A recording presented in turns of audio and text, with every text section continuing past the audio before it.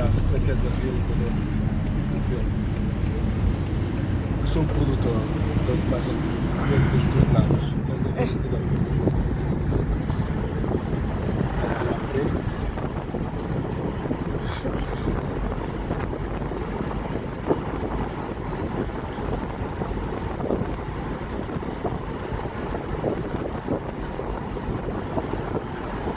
Está vazio isto. Esperemos.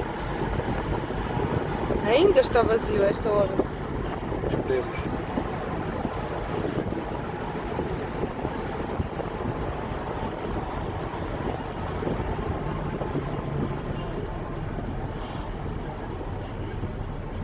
Acho que é em frente.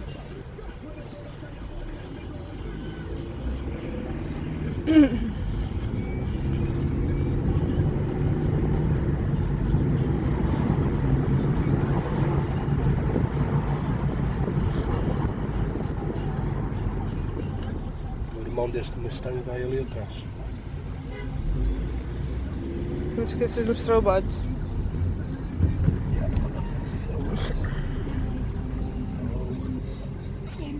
But if we do, it will pull the capsule from 0 to 500 miles an hour in 3 seconds. That's what it takes if you're getting away from a bad rocket. Out to the left, you've got a big building by volume. I think now it's number 5 or 6.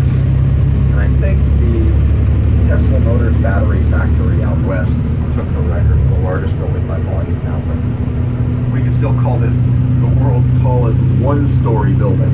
Because if you're standing on the floor and you look up, you're 60 meters up from floor to ceiling. And it's all just open. It's dizzying. When people are privileged to go inside the building, sometimes they have a hard time looking up because you get vertigo. It's like looking down from a great height, but instead it's above your head. It's very weird. And when we pass by, you'll see these big gray vertical stripes on the side of the building. Those are the world's tallest doors that we're about to see. It takes 45 minutes to open one of these doors up all the way.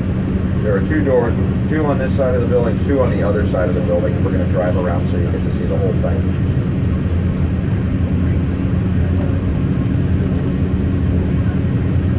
In the building, there are 4 places to assemble a rocket. We call them high bays. On the other side, sometimes they have doors open. There are also these smaller cube-shaped hangars around the bottom of the VAB. You'll see them in a moment when we pass by on the ground. And now, of course, Atlantis lives in her retirement home down the street in the museum. So welcome to Launch Complex 39. This is where we prepare the big rockets, the moon rockets, the shuttles, and onward to Mars. Oh, we do have the bottom of one of the high bays open now. And if we look through the building, I think high bay number 3 on the other side is open even wider. This is good. Este é o edifício que se chama Vehicle Assembly Building. O que é que faz? No fundo, metem o assembly de todo o foguete. Todas as partes do foguete aqui são, que elas chegam aqui todas separadas, depois montam-nas todas juntas para formar o atual foguete que é lançado para o espaço. É preparado em cima já da plataforma de lançamento e essa plataforma depois vai ser colocada na frente por aquela para exatamente ter as bases de lançamento. Já estão preparadas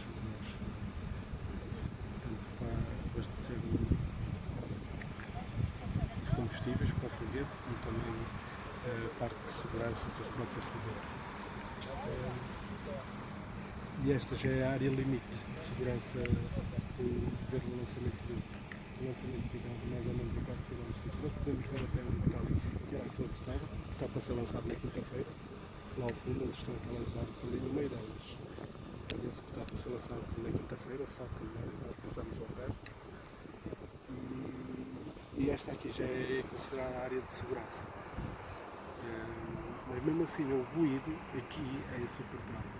Já para um destes foguetes, imagina quando for um foguete que transporta a cápsula Orion, E já a partir do próximo ano, esse é um foguete equivalente àquele que levou o homem à Lua.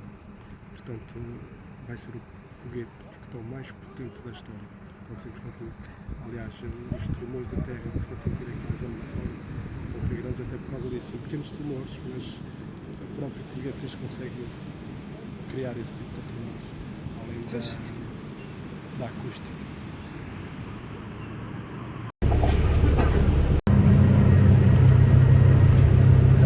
When we get off the bus, there will be a few space artifacts for you to check out. I'll tell you what they are so you know what you'll be taking a picture of in a moment. Oh, and we can glance down the open door of the transfer aisle. A lot of the big pieces of the rockets go in this door horizontally before they're rotated to the vertical and stacked on top of each other. But we'll see these artifacts right here coming up. Put another Orion and 4 astronauts into space, and they're going to go up and collect an asteroid. They're going to study and decide what they need to space. Just check everything out, make sure everything works right, and then the year 2021, we're going to put the Orion on top of that SLS rocket with 4 astronauts, and they're going to go up into space, go around the moon a couple of times, around the Earth a couple of times. SLS rocket right on top of that platform behind the tower. And then the crawler will pick up that giant platform and tower and the rocket and bring it all the way down to pad 39B, which you'll see in a moment. Okay, we will stop the bus here. Just 1 second. This makes a beautiful photo. Okay. Right now they're installing all the new platforms that will work with that new tower. That's why you see all the construction trailers out here. It's for the work at high bay number 3.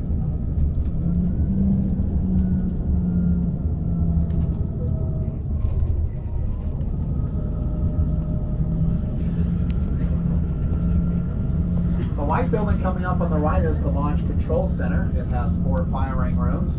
This is where the team is on launch day that launches the rockets. We take tours in there. The Launch Control Center tour takes you in firing room number 4, which is the one on the far left. It was used for every shuttle launch starting in 2006 through the end of the program. On the far right is firing room number 1. 3 years ago, it got all new computer technology for the Space Launch System.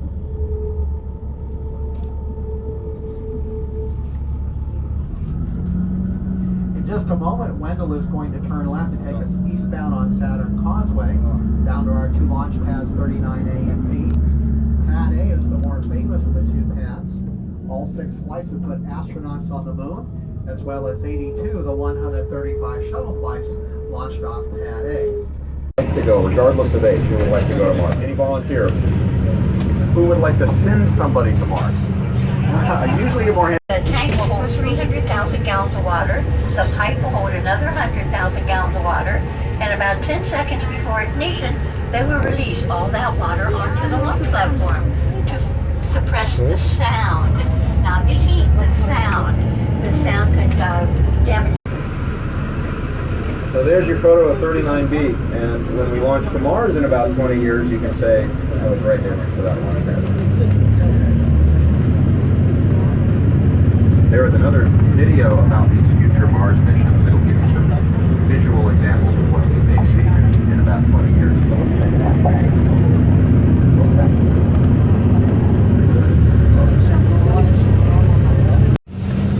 One moon mission, Apollo 10, and that one was the predecessor to Apollo 11, which landed on the moon. That was our first. We've got 3:46 p.m. Okay, to put the cherry on top, in a moment we're going to get off the bus and you'll get an even better vantage point of that rocket. Before we get off the bus, just a couple words for you. Watch your step going up the hill. Take as many photos of the rocket as you like. And feel free to use the 5-star chemical toilets right in front of the bus, okay? Come on out.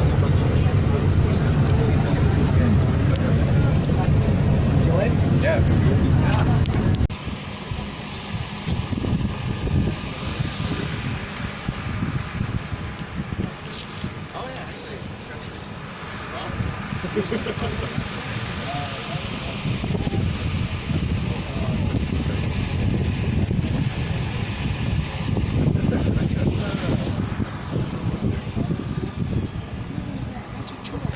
Se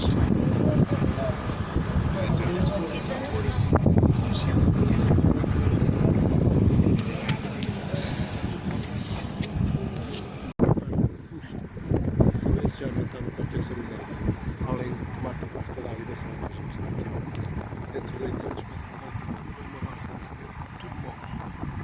Toda a vida selvagem morre. E o ser humano tem que estar pelo menos a 4, 5 km de distância da base de lançamento. É só? É um resumo, é muita coisa que eu vou ver. E esta água está maravilhosa.